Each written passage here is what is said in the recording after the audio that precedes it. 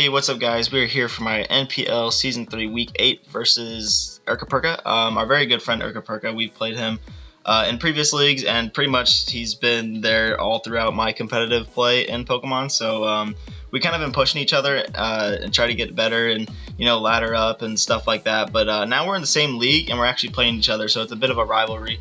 I'm pretty excited for it, he's pretty excited for it, and he is the coach of the Amazon Walreinforest. Very interesting team name, very funny in my opinion, and he's got a very threatening team. I'll get into it right now. He's got Manaphy, Alolan Marowak, Zapdos, Mega-Aerodactyl, Dragonite, Metagross, Porygon 2 with the Z move, Hawlucha, Drapion, DNC, and Aurorus. So his team is very, I guess it has a couple different cores on it. It's got the nice Fire Water Grass core with the Alolan Marowak, Manaphy, and the Mega-Aerodactyl, and then he's also got his Dragon Steel Fairy core with the Dragonite and Mega-Aerodactyl as his dragons, Metagross as his Steel type, and DNC obviously as his Fairy type. So, looking at his team very briefly, he only has one form of hazard removal. In that sense, I want to stack up as many hazards as possible, so I'll get into that in a second. And the only thing that I would say is he's got a couple Bulkymons, the Zapdos and the Manaphy in particular, along with the Porygon 2. And then also the Multiscale Dragonite and Metagross is pretty fat as well. So it's going to be pretty difficult trying to break through his team. There's only a couple different Mons that I can bring as my wall breakers. But I'm very confident with the Mega-Aerodactyl and the Pokemon that I brought to this game that I can break through those walls. Other than that, his potential strategy could be trying to Toxic some of my Pokemon down because I don't really have too many Toxic Answers or Heal Bell users. He could potentially try to set up some T-Spikes to this Drapion, which also has decent coverage versus my team. The Aurorus could be a bit threatening, obviously, because I don't have a lot of Ice type, I guess, resistances, or at least answers. As far as offensive checks go, I can check it pretty well with the Aerodactyl and the, the Flygon. So I have to be careful around that thing. I'm expecting Metagross to become, or at least bring some sort of berry, like Sugar Berry, Colbur Berry, stuff like that. Dragonite could be pretty threatening with the capability of setting up, and it could be either a physical attacker or a special attacker. In any case, it's going to be doing a decent amount of damage either way. So I gotta really be prepared for things. And also another big thing is his Manaphy. I really only have one check to Manaphy. I had Assault Vest Tangrowth for the longest time, and then I realized that it's not even worth it because I'm still taking about 80% to Ice Beam at +3, and he could bring some Rindo Berry set and wall that thing, pretty much making my Giga Drain do like 30-40%. So I just threw that idea out the window and went with my Assault Vest Meloetta, and I will get into that in a second too. So this is the very first set we were bringing. Our Tangrowth, the Choice Band, with the ability Regenerator and the moves Power Whip, Knock Off, and Earthquake, and Sleep Powder. So looking at it right off the bat, you see that I am bringing Choice Band and Sleep Powder. It's a bit of a disguise, kind of. I don't want him to know that I'm Choice Banded Tangrowth. It actually destroys Manaphy. I believe I have a chance to kill it, even if it is Rindo Berry. That is, if it has no HP investment. This thing hits like a truck, honestly. And he won't see it coming. Nobody ever preps for Banded Tangrowth. The two other coverage moves are very nice for his team. Both of them Oko the Alolan Marowak. It knocks off any item that he potentially has. Does a ton to Metagross. I believe it has a chance to Oko with the Earthquake as long as he is not a Sugar Berry set or not very invested. Then obviously it Okos the Drapion if he's not defensive as well. So that's pretty cool. Also does a ton to the likes of DNC and Aurorus if I am not locked into Power Whip. So it's just nice coverage, honestly. The only Pokemon that I'm really concerned about versus this thing is the Zapdos. Zapdos can come on this thing pretty much anything, or anytime it really wants to. That's at least the idea with the Sleep Powder, so I can potentially Sleep Powder it. Knockoff is decent, I guess, versus it, and same with the Mega-Aerodactyl. But obviously I can't put Mega-Aerodactyl to sleep, so I have to be careful around that thing too. So it's just there to hit very, very hard. 2-hit KOs the Porygon on most sets with Power Whip. What else does it hit pretty hard? It's just there for the Manaphy, I guess, to be an offensive check for the Manaphy and just hit very hard on the rest of his team. So that's pretty nice. And then again, he won't see it coming. So it's pretty much as a disguise set, and hopefully it can put in the work. The speed investment is to outspeed his very slow Pokemon, such as Alolan Marowak, DNC, and I don't think I outspeed the Aurorus. Maybe I do. I don't think so. I'm pretty sure it's just the DNC and the Alolan Marowak. So the rest is just thrown into HP to make it a little bit bulky and still be able to take hits on the physically defensive side very well. So it's a decent check to Metagross in a way. It's only going to do about 30%, 35% to a Meteor Mash, so I'm not really too worried about that thing. So next Pokemon we have is our Raider, our Crocodile with the Rocky Helmet and the ability Intimidate with Earthquake, Knockoff, Dragon Tail, and Stealth Rock. Bit of a weird EV spread. I think it's just a little bit bulky. It's enough speed to, I believe, outspeed Uninvested Zapdos and Adamant Dragonite, I believe. I don't think he would bring Jolly Dragonite, and there's really no reason for him to. So if he does bring the Dragonite, he should bring either Modest or Adamant, so I'll be able to outspeed either of those sets, so that's pretty nice. You guys might be wondering why I'm bringing Dragon Tail. That is another good question, because he only has one Fairy type, and that Fairy type is DNC, so obviously DNC doesn't really want to switch into a Crocodile and get blasted by an Earthquake, so that's the reasoning behind Dragon Tail. If he wants to switch in his check to this Crocodile, such as Manaphy, maybe even Zapdos, maybe even the Dragonite, it's very nice for this Dragonite if he wants to start setting up. Dragon Tail will be able to phase him out and potentially take Stealth Rock damage if I can get those Stealth Rocks up with this Crocodile. So the other two moves are just Reliable Stab, pretty much hits everything on his team very hard, other than, I guess, Sceptile's a pretty decent check. Once again, I can Dragon Tail that thing out if he wants to switch into it as a check. So another decent thing is if I can start hazard stacking and start phasing out, phasing some things out with this Crocodile, especially something like the Porygon that really doesn't want to take too much Stealth Rock damage or Spike damage, and won't be able to recover up, and it'll just repeatedly take Spike damage and hazard damage. That would be fantastic. So it's just there to start at least phase some things out if it starts getting out of control, like the Dragonite. It's a decent check to the Dragonite as well with the Intimidate and Rocky Helmet. Pretty much stops the physical attacking set in its tracks, and Dragon Tail will be able to break through the substitute and not allow him to start subbing up on me. So that's pretty nice, and that's the reason we're bringing Crocodile. That's pretty much it, honestly. And then just, it's a bit bulky to be able to hit some hits from Metagross and maybe scare that thing out too. So that is the Crocodile set we are bringing. The next set we are bringing is our Mega-Aerodactyl with Stone Edge, Aerial Ace, Earthquake, and Roost. Pretty much, it's a pretty self-explanatory set. 3 attack Roost with max attack Adamants. This thing punches holes in his team, so I really wanted to take advantage of that. There's really no reason for me to run Jolly and outspeed the Mega Sceptile because, 1, I didn't know if it was coming, and 2, I wanted to be a bit more powerful. There's really nothing he can do with his Mega Sceptile to OHKO me. I believe if he is like Modest Leaf Storm, he might have a chance.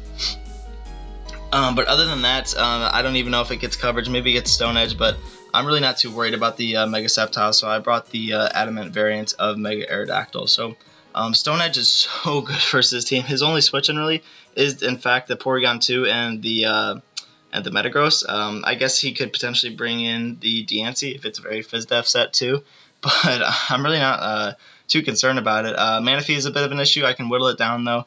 It doesn't really appreciate a Stone Edge, so that's good. Good to know. Aerial Ace is also great coverage. This thing is mainly to deal with the majority of his team. Like if I can whittle it down due to hazards, hopefully I can sweep through the team with this. There's really no reason to bring Ice Fang because Edge is doing so much to the Dragonite as well. And then Earthquake is great coverage versus something like the Alolan Marowak if I don't want to miss an Edge, or I can hit the Metagross, and I can hit the Drapion as well. So that's pretty much the Aerodactyl set. The +1, I don't know if I outspeed a Dragonite at +1. I think I outspeed an Adamant Dragonite at +1 with this set, so it's another safety blanket. But other than that, I don't think I outspeed it. So it depends if he's Jolly or Adamant or Modest or whatever set he's going to be running. So that is the Aerodactyl set we are bringing this match. The next set we are bringing is our Flygon. We haven't really used Flygon too much, so I really wanted to bring it and at least showcase what it can do. We are bringing the Choice Banded set, Earthquake, Outrage, Stone Edge, and U-Turn. Max Jolly to be able to speed tie with the Manaphy, and the Zapdos outspeed the majority of his team, honestly. Make sure I outspeed the Drapion, which is nice. The only thing I don't outspeed is the Mega Sceptile, so that's pretty cool. Everything else will be taking a hard-hitting Earthquake, Outrage, Stone Edge, or get some nice U-turn damage for some momentum. This thing is a very good threat to his team. I don't know if he will think I'm going to bring it. I didn't want to bring Adamant either and risk the Ice Beam on the Manaphy, so that's the reasoning for that. Outrage is definitely a 2-hit KO on every single Porygon set. Even if he's max bold, I believe I still kill with the Outrage because I am choice banded and it is a 120 base stab move. Nothing really on his team really wants to take an Outrage, to be honest, other than the Deancey, and once again I'm a ground type as well, so it obviously doesn't want to switch into a hard hitting Earthquake. So it's very nice, honestly. The only thing I am concerned about is the I guess in a way HP Ice on the Zapdos, because Edge will not be a one-hit KO unless he's a very offensive set. Another thing is the Trace on the Porygon 2. I don't want to be traced into I don't want him to trace my Levitate and not be locked into Earthquake, so that'd be problematic. But that is about it, honestly. This is a very decent set versus his team. Handles things quite well and obviously has decent natural bulk with 80 across the board. So I'm not really too worried about defensively, at least the HP Ice or the Ice Beams or stuff like that coming in. The thing is just to provide offensive pressure along with the Tangrowth, the two choice banded users on the team. So that is the Flygon set we are bringing this week. Next Pokemon we're bringing is yeah, you guys have all seen this set before. Our Assault Vest Meloetta with the String Grace ability and the move Psychic, Shadow Ball, T-Bolt, and U-Turn. Max because there was really nothing else I could run. I just wanted to hit very hard as well. The modest max special attack investment is very decent versus his team as well. Psychic is great stab versus his team. The only thing that doesn't really hit very hard is the Metagross. I guess Porygon 2 and the Drapion too. I am a bit worried about the Drapion. If he does in fact bring the Drapion, I am going to be clicking U-turn almost every single time because I don't want to be pursuit trapped like I was last week with the Weavile. So I really don't want to get pursuit trapped. That's the reasoning we're bringing U-turn. It's also great momentum and it's just good to have on the Meloetta. The Assault Vest set is there to check the Manaphy. I don't really have another check to it. If it sets up the Tail Glow, I'm in trouble if this thing is low. I believe a +3 from Timid, Scald, or Surf does about 40% to this thing. So I have to keep this thing healthy. I have to keep it at least above 80% and to be able to take on the Manaphy 1v1. And the rest of the team, like the rest of his team, doesn't really appreciate this thing. It's very nice versus his team, honestly. Shadow Ball for the Metagross. T-Bolt actually has the 2-hit. It usually 2-hit KOs the Drapion depending on the set. What else? Porygon can take it 1v1, so I have to U-turn out of there. I did not bring HP Ice on this thing to take care of the likes of Dragonite and Mega Sceptile because I thought Psychic would be enough for both of those mons, and hopefully it is.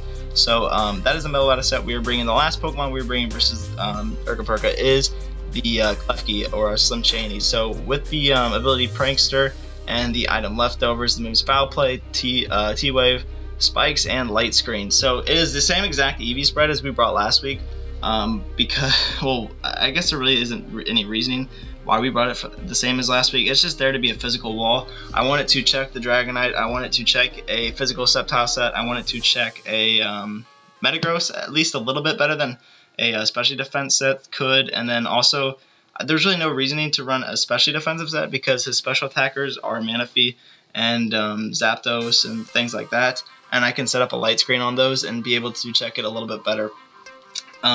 It's very important to get some spikes up versus him. Like I said, his only hazard removal is Zapdos. Since he dropped to Serena, or the grass type Pokemon that's new in Gen 7. I'm not sure really what it does, but he dropped it earlier in the year for, I believe, yeah, Hawlucha. So, yeah, the Hawlucha. So, he doesn't have any form of hazard removal other than Zapdos, so spikes are crucial in this matchup. Light Screen could potentially put in some work versus the things like I just mentioned, the Zapdos and the Manaphy. Foul Play is perfect for something like the Alolan Marowak, the Metagross, and any other setup mon if he wants to try to beat me 1v1 with the Dragonite or the Drapion trying to set up some SDs on me, or Dragon Dances with the Dragonite. I can Foul Play him and do a very nice amount of damage to him, so I don't think he'll see it coming either. Usually you don't see Foul Play on a Klefki, usually you see like Play Rough or Flash Cannon. So very nice, and obviously Prankster T-Wave is amazing. there to potentially stop a Hawlucha sweep or a Manaphy sweep. So it's a nice safety blanket there. But yeah, that is the team we are bringing versus Erca. So hopefully we can get back on the winning side of things. We did lose last week. We are 6-1. He is indeed 5-2. So he's a no, he's not 5-2. He is 4-3. So he's a very good battler as well. So let's hop right into the battle. So he does in fact bring the Manaphy, the Zapdos, the Porygon 2, the Metagross, the Hawlucha, and the Aurora. So I was really excited not to see Dragonite. I really didn't want to deal with Dragonite, but then again, he does have another setup flying type with Hawlucha, so I gotta watch out for that. No Drapion means no Pursuit Trap, and then the no Alolan Marowak means he won't be using any Lightning Rod or Thick Club shenanigans. So the Mega Sceptile not being there didn't really surprise me too much. He's not really that big on it, like he doesn't bring it that much. He's only brought it to 2 games this entire year, so I really wasn't, I mean, I was still expecting it, but I wasn't, I guess, over-prepping for it. So, my thought process for this game is I'm just going to lead my Flygon because I can U-turn on whatever he wants, because I do, in fact, oh yeah, the only thing that does outspeed me is the Hawlucha, and that is it, so, barring any choice Scarf variants. So, I'm just going to leave with my Flygon, and I can U-turn on whatever he brings in. So he does in fact bring in the Metagross, so I'm just going to U-turn because he's going to fear an Earthquake, and he goes into the Porygon. So he does in fact go to the Porygon, showing that it is one of his answers to this thing, and I'm able to get 20% off. So that's pretty nice. And then he does, or I go into my Klefki because I didn't think I can wall it, but then he shows the Magic Coat. So that's a very good prep on his part because it does in fact beat the Klefki 1v1, so it did catch me off guard. He does show me a Hidden Power, so I'm thinking Hidden Power Ground maybe, trying to catch the Heatran as well. So I go into my Crocodile here because I want to set up my own hazards, and I do in fact have a light screen up, so he can't really do too much to me. He will also fear a knockoff and try to switch, so I believe I go for the knockoff first because I could potentially knock off his Violight, but he does make the appropriate switch into the Manaphy, so I just go into my Meloetta here because, like I said, it is my check to it. The Scald does 6%, but he does get a burn, which is pretty unfortunate. That does, I guess, hinder this thing, even though it is a special attacker. And this is pretty bad. I U-turn on out because I know he's probably going to either try to check me. I guess he's a very specially defensive set, so I can't really touch this thing. Zapdos is such a big wall. Very good Pokemon, so I just go into my Mega-Aerodactyl, scare the Zapdos out, go for the edge, get a crit, doesn't really matter, just a little bit of extra damage. So I can't stay in on the, even though I do have the Earthquake, I can't stay in risking either a Bullet Punch or Meteor Mash coming in because he could indeed be Shuka Berry, as he does set up his rocks and goes for the Meteor Mash afterwards, doing 56%. So that's really unfortunate. He is a bit of an offensive set. He's probably max attack Adamant, and then he's able to kill me with the Bullet Punch. But Rocky Helmet did do a decent amount, and I did get my rocks up, so that's pretty nice. Metagross is down to 33%. I bring in this thing and click EQ, even though I knew for a fact that he'd either bring this in or Zapdos. And so that's pretty unfortunate. I am locked into Earthquake. Obviously, I cannot stand, so I just go back into Meloetta, knowing that the Manaphy is a very bulky set, so it's probably not too much of a, at least a Tail Glow Sweeper set, so I wasn't really too worried about that. At least that sweeping my team. So I just go for the Psychic here, doing 41%, hoping to get any 20% Spit F drops. There's really no other play I have. I could switch out into anything like the Mega-Aerodactyl, but I can't risk a Discharge coming in, or a Thunderbolt, something like that, and killing my Mega-Aerodactyl, or him going for, like, I didn't want to risk my Flygon coming in either. And him going for any move like a Hidden Power Ice, or the off chance he goes for something like that. So this thing really doesn't do too much. I went for the Shadow Ball, just trying to up my chances to 40% chance to lower his special defense, but it's not going in our way, as he's just going to keep Roost stalling me, and there's really no reason to keep this Meloetta around, because it did not bring Hazard Removal this week, so if I switched out anyway, I would die to the next switch in. So I could have potentially saved it a sack fodder, but I didn't want to risk it, so I potentially made the safer play. So he's still at 90% after the after all the Roosts and all the Shadow Balls and Psychics. So I go into this thing, take a little bit of Stealth Rock damage, hit him with a Stone Edge, and it's doing 36% to the Manaphy. So it does reveal that he's a very, very bulky Manaphy, and I'm able to knock him out with the Aerial Ace on the following turn. So he does indeed go to the Metagross. I really don't want to take a Bullet Punch or a Meteor Mash, so I just go into this thing, even though Earthquake probably would have killed. it definitely would have killed, but I didn't want to take a bullet punch and then not be able to switch into rocks in the following switch in. So I go in for another spike as he clicks Meteor Mash here. I believe I clicked T-Wave here. I think I clicked T-Wave. Yeah, I clicked T-Wave as he goes into the Zapdos. Good prediction on his part. I was kind of predicting that at the beginning, and then I clicked T-Wave after he stayed in the Metagross. Excuse me. So I switch out with my Klefki because it could potentially be useful as I go into the Flygon as he clicks Default, because I knew he wouldn't click Hidden Power Ice on the Klefki. So I go into this thing, and it's a very big threat to him still. I just go straight for the Outrage because nothing really wants to take an Outrage on his team. As you can see, Outrage is doing 55% to an Eviolite, very bulky Porygon 2. So that's awesome. I'm able to knock out the Porygon, but this is unfortunate. I did get a 3-turn instead of a 2-turn on the Outrages, so he's able to go into this thing. I was kind of predicting him to go into the Aurorus and just knock me out. I did have a chance to kill with Banded, but it was a rule in his favor to live. So I go into this thing because I know he has not gotten his Unburden boost yet. So his Acrobatics won't be doing too much, and I didn't think he would bring the High Jump Kick set, even though I would have lived the High Jump Kick anyway. So I go for the Edge and unfortunately missed, but luckily live on 1%. So I'm able to still live as he does not have his Unburden boost. So I still am able to outspeed him and knock him out with an Aerial Ace. So this is a pretty big play here. So as you guys see, I am able to knock him out with the Aerial Ace and get rid of Hawlucha, which is great. I was kind of predicting them to go into something else and maybe sack off the Metagross and keep the Hawlucha for later, but he does indeed sack off the Hawlucha. I don't know if it was a roll in my favor to live. I only have a little bit of HP investment, I believe 28. I have no idea what the roll was. I knew I lived the High Jump Kick, that's why I edged on the first turn. Well, that's why I went into the thing anyway. And so Edge did kill. I am max stack Adamant. Unless he was some weird bulky set, but unfortunately we did miss, and then we luckily lived the Drain Punch. But this is the crucial part. His Metagross obviously has Bullet Punch. If he sets up Stealth Rocks here, I cannot switch into the Mega-Aerodactyl again. If he Bullet Punches, I can potentially go into something like Tangrowth and then beat this thing 1v1. So this is the late game, and it really didn't go in our favor. So I mean, it was a bunch of 50-50s, at least not really 50-50s, I guess, because then again, there was a couple other options that I could have potentially done and that he could have potentially done. So I'm going to stay in here and click Earthquake just on the off chance that he does indeed click Stealth Rock, predicting a switch into which would make my Mega-Aerodactyl not be able to come in, but I probably should have switched. As you can see, he's just going to Bullet Punch, knock out our Mega-Aerodactyl. I probably should have went into something like Klefki or Tangrowth, but I did not. I go, this is the very first turn. Tangrowth has hit the field, so he does not know I am Choice Banded yet. Go for the knockoff, do 40% to the Zapdos, which does reveal that he's a bit of a specially defensive set, as you can see his reaction. He just clicks Roost like he should. This is another important play, or turn of plays. So I just set up the screens because I know I can eat any one hit, as he does indeed get the para on the discharge.